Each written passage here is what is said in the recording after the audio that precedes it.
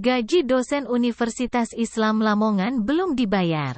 Deteksikom, adanya konflik berkepanjangan di Universitas Islam Lamongan, Unisla, mulai berdampak terhadap kondusivitas di kampus terbesar di Lamongan, Jawa Timur. Meski proses pembelajaran Sivitas Akademika disebut masih berjalan normal, konflik yang sudah berlangsung sejak beberapa tahun lalu tersebut mulai berdampak pada pembayaran gaji para dosen dan pegawai. Unisla dinaungi oleh Yayasan Pembina Perguruan Tinggi Islam Sunan Giri Lamongan, YPPTI Sunan Giri Lamongan yang didirikan pada tanggal 9 September tahun 1991. Kampus ini memiliki 6.000 mahasiswa dan 270 dosen. Sampai detik ini kami belum menerima gaji. Kawan-kawan teknik dan karyawan di fakultas kami, sampai detik ini belum menerima gaji. Kami berharap para orang tua di Unisla bisa rujuk dan rukun kembali, kata Wakil Dekan Fakultas Teknik Islam Unisla, Sugeng dalam keterangannya, Selasa, tanggal 9 Mei tahun 2023. Dari orang tua wali dan mahasiswa mempertanyakan bagaimana kondisi seperti ini bisa terjadi terus-menerus, terutama mereka yang di semester 8 yang mau lulus pada tahun ini, tambah Sugeng. Ada dua pihak yang bertikai di YPPTI Sunan Giri, yakni Ketua Yayasan Bambang Eko Muljono yang menunjuk Abdul Gofur sebagai penjabat PEJ, Rektor dan Wardoyo yang mengklaim masih sebagai Ketua Yayasan. Wardoyo menunjuk mantan perwira polisi Dodi Eko Wijayanto sebagai PEJ Rektor. Pengangkatan Dodi Eko Wijayanto sebagai rektor cacat hukum karena tidak sesuai dengan statuta universitas. Dia mengatakan, pihaknya memberi batas waktu hingga tanggal 7 Mei tahun 2023, karena hal tersebut telah mengganggu kenyamanan para dosen dan pegawai di kampus. Bambang mengungkapkan kejanggalannya mengapa pengurus yayasan lama memilih Dodi sebagai PEJ Rektor.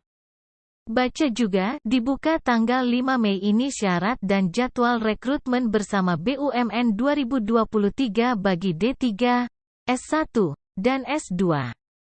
Dodi pernah jadi dosen Unisla, tapi dia tidak aktif sejak 2016 sampai hari ini.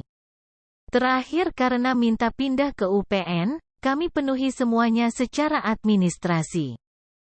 Sehingga di awal 2023 namanya hilang di PD Dikti, Pangkalan Data Pendidikan Tinggi Kemendikbudristek, ucap Bambang yang merupakan mantan Rektor Unisla periode tahun 2014 sampai tahun 2018 dan tahun 2018 sampai tahun 2022 ini. Itulah yang menyebabkan 9 dari 10 dekan membuat mosi tidak percaya dan menolak Dodi. Bukan Pak Dodinya yang ditolak tapi persyaratannya tidak terpenuhi, kata Bambang.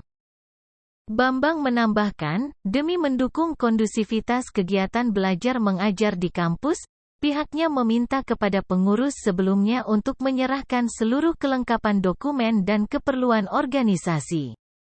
Kegiatan belajar mengajar masih kondusif. Namun kami tidak punya akses anggaran sama sekali, akses di tangan pengurus yayasan yang lama. Rekening dipegang oleh ketua dan bendahara, kata Bambang. Dia mengatakan, pihaknya memberi batas waktu hingga tanggal 7 Mei tahun 2023, karena hal tersebut telah mengganggu kenyamanan para dosen dan pegawai di kampus. Pengawas di YPPTI Sunan Giri, Agus Salim menegaskan, pihaknya mempertanyakan dana yang tersimpan di rekening penampung YPPTI. Pasalnya, menurut hasil audit yang dilakukan oleh Itjen Kemendikbudristek Dikti terhadap Unisla, kampus tersebut memiliki kewajiban pengembalian dari uang pembayaran yang seharusnya tidak menjadi tanggung jawab mahasiswa penerima beasiswa Kartu Indonesia Pintar, KIP, sebesar sekitar 7,8 miliar rupiah. Bendahara yayasan adalah putra Ibu Nuril dan Pak Ujang, ucap Haji Agus Salim.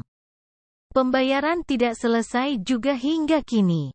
Katanya di rekening penampung ada saldo sebesar 11,8 miliar rupiah, tapi kok untuk pembayaran sebesar 7,8 miliar rupiah tidak dapat selesai dengan cepat, tukas dia.